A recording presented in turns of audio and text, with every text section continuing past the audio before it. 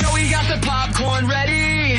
Alex got the notes in hand. Tim's got puns that fly like confetti. They're your go-to movie band. Video game movie club. Laughing till the credits roll. Joey Alex, Tim will dub. Season regulars control. Hello, welcome back to Cutscenes on the Game Club pod. I'm Tim at Wembembo and everything. I'm joined by my usual co-hosts. Starting off with Alex. Good evening. Good evening, and I'm also joined by my brother, Joey Fitz. Good evening. Good evening. Gentlemen, how are we doing? Yeah, really good, thanks, Tim. How are you? Yeah, not so bad, not so bad. Gang, we're here to talk about a Pokemon movie. Wowzers. Wowzers. Not just any Pokemon movie, by the way. The Detective Pikachu movie based on the graphic novel of the same name.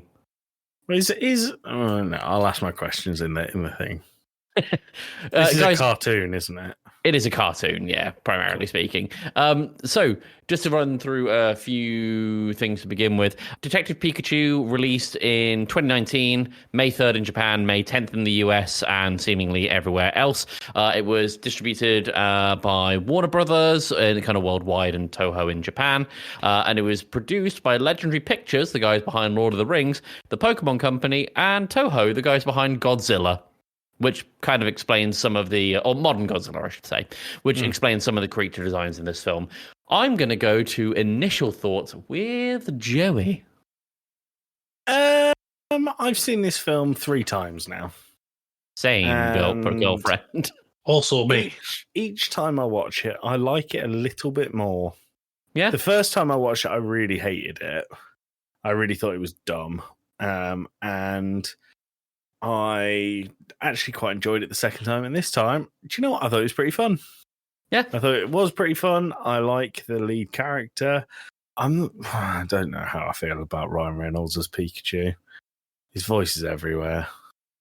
He's Ryan Reynolds, Pratt. Isn't it? I'm not going mad. No, it is Ryan Reynolds, but it's not Chris Pratt. That's the main thing. I do feel like they could have cut the movie about 10 minutes from the end. I didn't like the whole thing in the parade at the end, but that's major spoiler territory. Mm-hmm. I think they could have finished it at the lab, but yeah, it was good fun.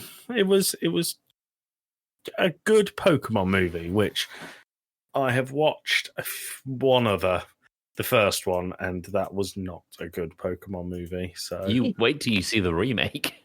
I don't really want to, unless it's on a thing, because I hate it. Who knows? Maybe. Alex, your thoughts? Yeah, same as Joey. This is now my 3rd time watching it. Every time I've enjoyed it. I'm a Pokemon fan, so I watched it when I think I went to the cinema to see it actually when it first came out.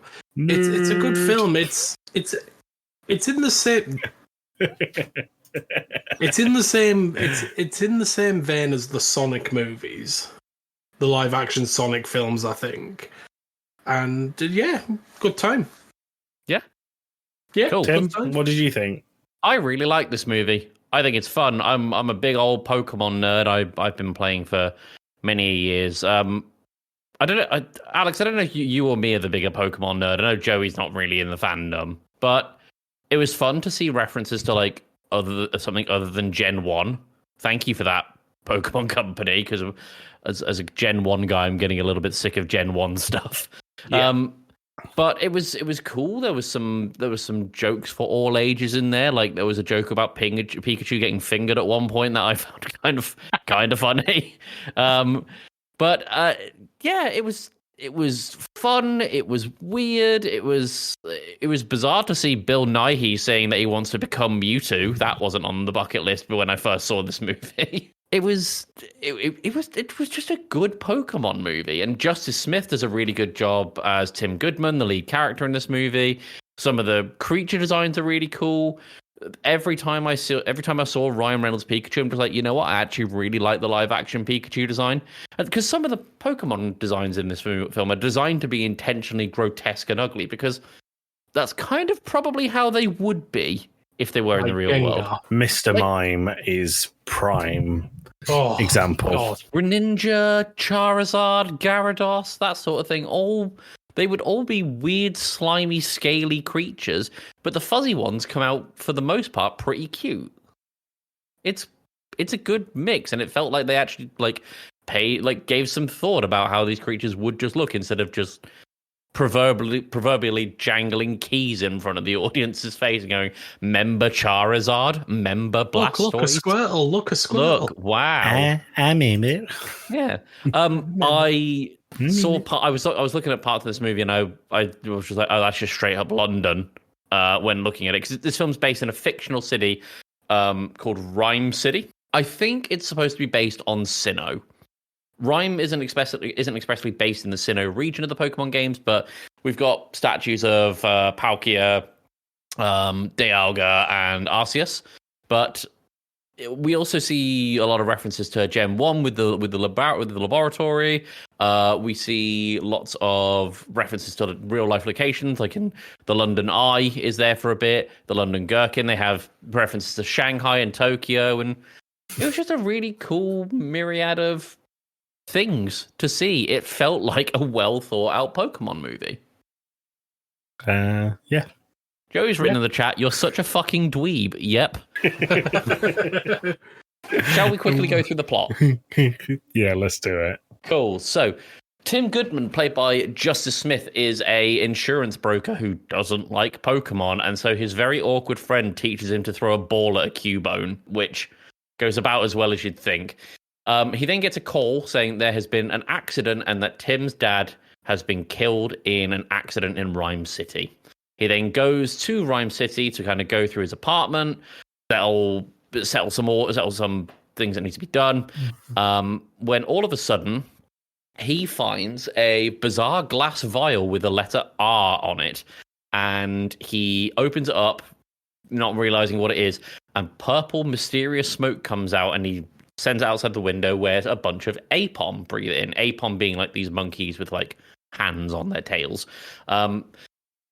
It's then found that Ryan Reynolds' Pikachu is in the apartment, and for one reason or another, they can understand each other. For those who have never experienced Pokemon mostly communicate by just saying their own name over and over again. Tim, how would you sound as a Pokemon? Bruh. That would be it. Your name, bruh? You'd say your name. Oh, Wembembo. Alex, how would you sound as a Pokemon? Alex. Joey? Okay. I think this is nonsense and I'm not partaking. Right, got it. Thank you. So there's a big old chase scene with the Apom, takes them to the roof. They end up escaping the angry Apom, and they end up going to a bar, Pikachu and Tim Goodman. I almost called him John Goodman. It would be very funny if it was John Goodman. I would prefer if it was John Goodman.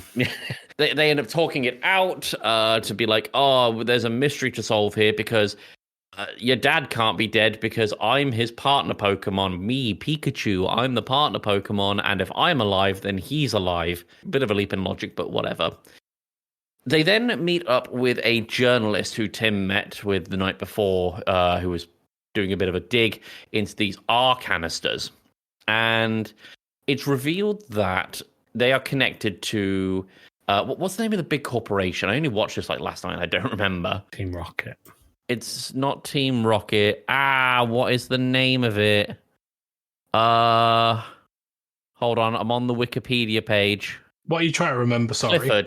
Clifford Industries. That's it. Oh, the big red dog. Yeah. No, there's not a big red dog. The one with Jack Whitehall in. No, it's Clifford Industries, who are meant to be like this super beneficial. Wow, look, we've made everything better company, but it's pretty clear there's like some shady undertones. Bill Nighy, the CEO and owner of the company, is like, I'm in a wheelchair because of my illness, and I wanted to make a cure for my illness, and I looked to Pokemon evolution for the cure, and it's pretty clear at that point. It's like, okay, he's going to do something dodgy with Pokemon evolution. He sends... Joey's giving a sex sign. Probably not, but can't rule out in this world. He sends Tim and the Pikachu to this laboratory. to go and do some digging, and there's a big old chase scene involving a bunch of Torterra and a bunch of Guard Greninja. There's a Pikachu gets hit with a rock and is thought to be dead, but then Mewtwo revives him using psychic powers before being captured by what appears to be Bill Nighy's son. They end up going back to the city after Pikachu has a big argument with Tim. They confront Bill Nighy and is like, my dad's not dead. You've got an involvement. And it turns out that Bill Nighy wants to be Mewtwo using a neural link because he's like the ultimate Pokemon. Mm-hmm. So he starts flying around. He's worked out.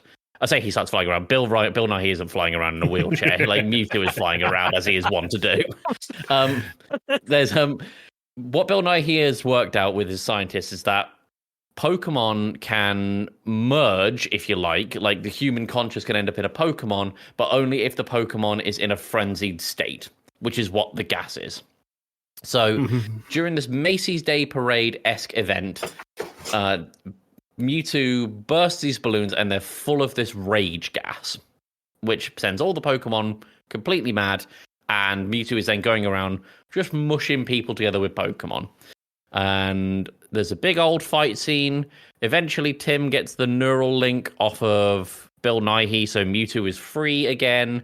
And it turns out that Bill Nighy's son was actually a Ditto with the most unsettling face I think I've ever seen on a person in a film. And Mewtwo fixes everything. Bill Nighy goes to prison at the end. Oh, and it turns out Ryan Reynolds is Tim's dad at the end. That's a whistle-stop tour of the movie. I don't know if I said spoilers or not. The film's like 6 years old now. The film is like 6 years old. If you've not seen it, it's your own fault. Yeah. Any highlights of the film? Any shining lights? Any low lights? Anything you guys want to dig at? I really thought the Macy's Day Parade bit was shit. Yeah? Yeah, it was just... I think that, like I said, the bit with the lab was really cool. The bit with the giant turtle things. The Torterra. What are they? Torterra. The Torterra were cool. I only know Gen 1, so I would have liked it to just be fucking Gen 1. I thought that the fight scene between Pikachu and Charizard was really good. Oh, that was that was very cool. So there's like an underground Pokemon fighting ring, essentially, because Pokemon battles are very largely sanctioned in this universe, but there's like underground like UFC fights, but for Pokemon, like there's a cockfighting. It's not. It's all brutal and unmanaged and yeah. And there's a Charizard on drugs. It's pretty bizarre. Just wants to rip Pikachu's fucking head off. But I thought all that was really good. I just, like I said, I think the ending was a bit, not. I feel like they could have done something else with the ending. It didn't need to be his dad. It didn't need to be this enormous fight scene. I think they could have freed Mewtwo. You find out Bill Nighy's a bastard, but then they go and use a roided Charizard to rip him in two, and then he becomes Bill Nighy, the disemboweled guy, instead of the science guy. Yeah. Yeah. I think it makes sense, though, with the fact that Ryan Reynolds is, both Tim's dad and Pikachu, because it is established that Mewtwo can just mush these humans and Pokemon together, so... Although, Pikachu wasn't in the enraged state, thinking about it, when he got mushed, so really, it should have just been Tim's dad, his body just being rubbed on a Pikachu, and that should have been the end of it. Oh. Yep, a bit like that, Joey. Thank you. Doing the sex sign again. Yeah. Can I also say, sorry, Alex. Go on. What was really distracting? It was really distracting in the Macy's Day Parade scene, seeing buildings that clearly say Lloyd's Bank and Superdrug on it. Oh yeah, it's a high street, isn't it? Yeah. Alex, your thoughts? Highlights, lowlights, things you want to dig at or shout out. I think it's hard to point out any particular high or low lights because the entire movie was just a level playing field of good. There were some neat references for the Pokemon fans. Things like the Cubone at the start that we mentioned is very reminiscent of in the games when you get the little tutorial of going into the long grass and capturing a Pokemon. Whether it was intentional or not, him and his little friend that's teaching him to catch the Pokemon. The friend is wearing a red cap and he's wearing a blue shirt, which to me is a nod to the original games. Whether that's true or not, I don't know. Surely Um, it is. I think so, or it was just a massive coincidence. No real particular low points, to be honest. It was just, like I say, it was a level field of good. I just had it in my head that the first catching tutorial in Pokemon Yellow was a Cubone, but it was a Weedle. I was mistaken. Oh, That's all all of it that was. for that build-up.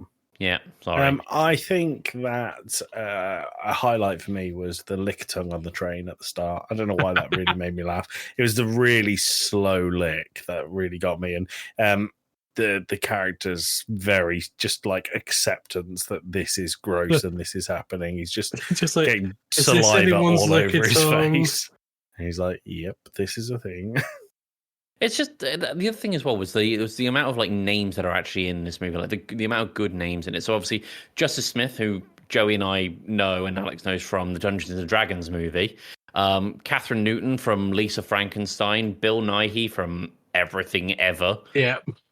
Just lots of good names. Oh, and what's his face? John Goodman. Not John Goodman. He is in it though. Christopher Walken.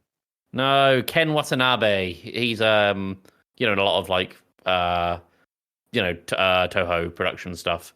It's good. I don't know who that is. Is he the guy who was in The Last Samurai? I don't know. He plays every Japanese man ever in action movies. Like, when you need a stoic Japanese businessman who knows what's going on. Yeah, he was the guy in The Last Samurai. Yeah, that. Well, no, I didn't know. Tim, I reached out. You described you and Alex as Pokemon nerds. I reached out to a real Pokemon nerd in the form of Frosty. Yeah. Also known as the Day One guy for the Switch 2. Yeah. Who I didn't want to say his name on Two Blokes, but then he laughed at me wanted and it. explicitly said he wanted to be known as the Day One guy. So Mr. Day One Switch 2 says, I said, can you give me your thoughts on Detective Pikachu movie? As this man is the biggest Pokemon nerd I know. He said, love it in capital letters. I said, can you give me 3 bullet points of why you love it? We're currently recording. He said, the world is perfectly intertwined with real life and Pokemon, making it feel like it is and has always been like that. Which I think is a really eloquently put way of the world design. I think it's really cool. New lore and a different universe lore of Mewtwo and how he came about and how he's not the bad guy. So I think Mewtwo is often portrayed as the bad guy and Mew is like the good version of Mewtwo, right? Depends on who you ask. He was. Well, I'm asking you. In the first movie, he was originally portrayed as a world-ending evil, but then humanity intervened, and that made him see the good side of the world. And it was that whole, you're not a victim of your circumstances of birth or whatever it was. That quote. Yeah, the circumstances of one's birth do not define you. Was his whole thing, but like, it was the fact that it was like, oh, I'm evil because scientists made me evil, but the love of human and Pokemon's made me good. Yeah, it was the long and short of the entire movie. If Mewtwo was created in 2025, where would he find the love to turn good? Every forum surrounding Vaporeon. Okay. You know those islands where they have absolutely no connection to the rest of the world. Oh, if he went there, he might have a chance at seeing the good side of humanity. Anywhere else, not a chance. He would try in the US, but he'd get tariffed to shit and have to leave very quickly. And then finally, Frosty said, the Pokemon look amazing in their design and how they were brought to life. So those are his top 3. There's a Pokemon nerd for you. His top 3 things. I think that the one that stands out is the first one, the intertwining of Pokemon and people, and how in the city, like the Pokemon going about their jobs makes it look like that's just always the way it's been done. Well, like, there's a whole scene where they're like on a market street, like kind of late at night. You'll see things like I don't know, an Igglybuff, for example, just help serving food. It feels like they were a part of that business, for example. Sorry, did you Or say like an Igglybuff? an Igglybuff. Oh, not an Igglybuff, that's a baby Jigglypuff. Like a Wigglytuff, rather. Oh yeah, okay. I've never heard of a fucking Igglybuff. Or like the It came out in Ludicolo. like Gen 5. Can I Oh, no, ask about it was Gen 2. So Igglybuff. rewinding. Oh, Yeah, yeah. okay, geek. Stop. It's bad. Sorry, Dad. And my question about everything beyond Gen 1. Yeah. I think so. I understand saying, I don't know, washing machine mon. This is something from the other side of the world that we've never seen before. I get that, right? Add that as a new Pokemon. It is. What I It is already a don't- Pokemon. Rotom Water mode. Yeah. What I don't get is when they go, "Ooh, we've just discovered the baby version of this one that we've had here the whole fucking time," or there's a further evolution of this Pokemon who we've got 10 million of, but we've never seen one of these later versions of it. It doesn't make sense. I mean, the later evolution. We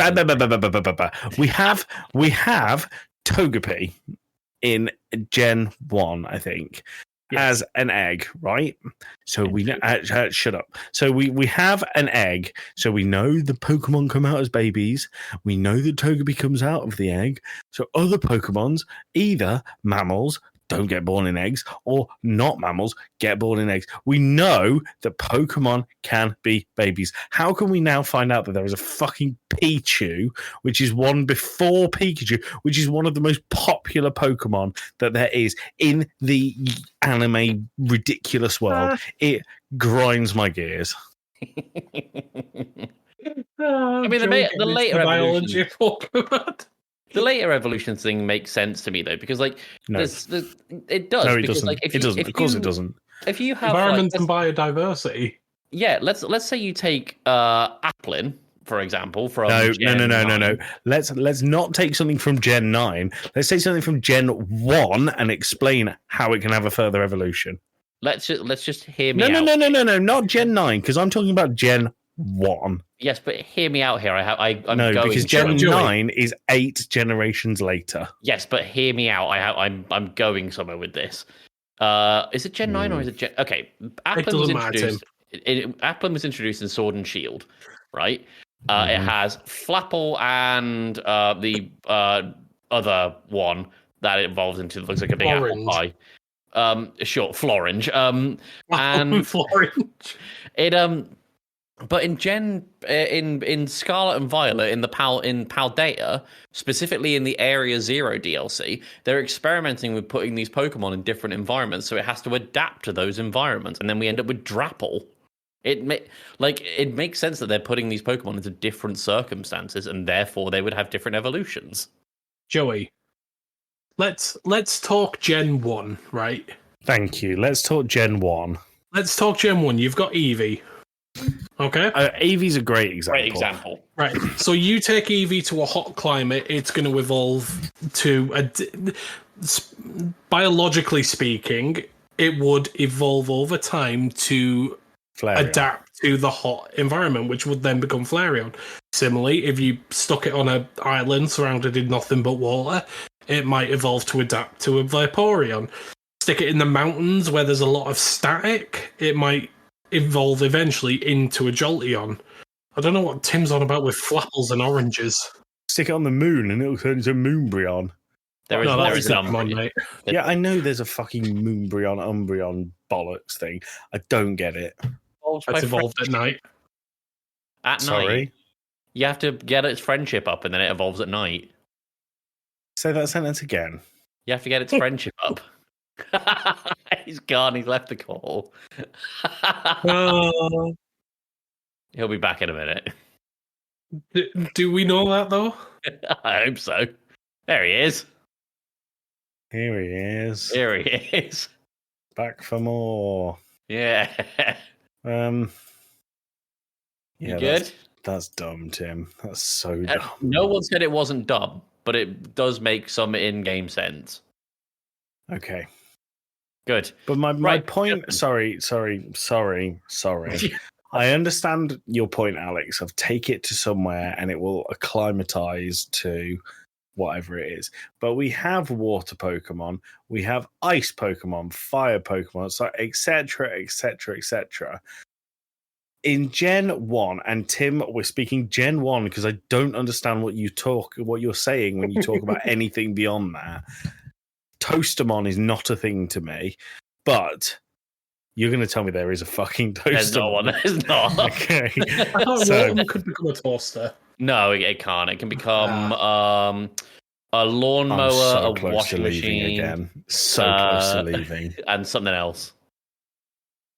Okay. Sorry, go on, Joey. We have all of these environments.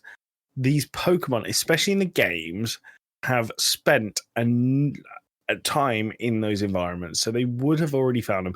I can sort of accept the later ones, but the baby versions is stupid. Yep. Wholeheartedly agree with you there. That one is really dumb. Not that one, all of them, because there's loads. The baby category, like having Cleffa and Smoochum, how did we not have those before? Let's not say Smoochum on the podcast again, That's please. Jinx's pre-evolution. Okay, so it's just I'm not going to say what I was going to say. I'm going to rein it in. I've got us in trouble saying things I shouldn't say before. Stop there. Zen. I don't think I can be Zen. No. I'm done. Going back to the movie. Thumbs up, thumbs down. We need to ask the important question, though. Oh, yeah, we do. Yeah, if Christopher Walken was in this movie, Joey, who would he play? I think Christopher Walken would play, the enraged monkey mom that attacks them. Apom, yeah. Yeah, I think he'd play them and he'd go, "Hey, I'm attacking you here." I think Tim? it would play the Gyarados that evolves in the underground fight. Oh, yeah. It's a good one. I mean, he'd be a good Mewtwo as well. He would. He could play the Psyduck and just walking around going, Psyduck? Psyduck? That one wins. He'd play the Psyduck. That's the one. The Psyduck was a good point in this movie. Yeah. Psyduck's fun. Psyduck's dumb fun for idiots like me. Yeah. Just a walking headache, essentially. Well, that's how I feel about everything beyond Gen 1. But Joey, the next mainline episode is Pokemon Gen 2. Yeah, and I have no idea what's going on in that one either. Well, Igglybuff is there, so you can enjoy that if you want. Okay. All right. All right, guys, would we recommend this movie? Yay, nay? Yes. I would have half an hour ago. I'm not sure I would now. No, it's fine. My son enjoyed it, and he's 3 years old. Great. Which is good. He thought it was fun until the end scene, which he got quite scared at, so we turned it off. Reasonable. Might be part of the reason I don't think the end scene needs to be there. But yeah, I'd recommend it. It's fine. It's good. Good. Is it getting Tim? a sequel? I of course would recommend it. Alex? Oh, yeah, 100%. I'm just seeing if it's set to get a sequel or not. I think if it was going to, it would have by now. I feel like it's the kind of thing that probably doesn't need one. Are we getting a sequel? It's in development. There's no official release date, but the last time the project was reported on was 2023, and it was scheduled for 2024, but it's just been bumped and bumped and bumped, so it's probably not going to happen. Well, there you go. Good. All What right. are we doing on the next cutscenes? Yeah, whose turn is it on next cutscenes? That would be It's yours, Joey. Joey. Oh, shit. I need to find the schedule.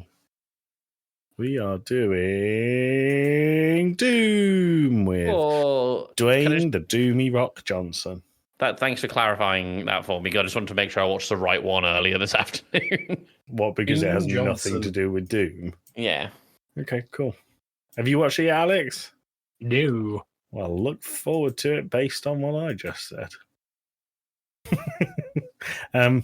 There you go.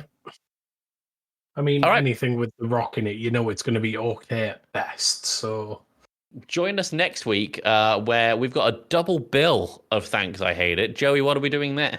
Oh, yeah, we're watching movies for this one.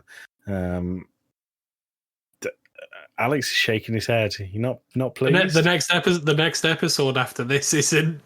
Oh, yeah, it's not. Tim. It's mainline Tim. Oh no, It's I'm mainline. Oh, ignore me. I was looking at the wrong part of the spreadsheet. Yeah, it's we've got Pokemon Soul Silver. It's a mainline episode, everyone. We're finally doing a Pokemon game. There you go. The one where we all have DSs. Definitely. Yeah, definitely. Don't All right. come at us, Well- FBI.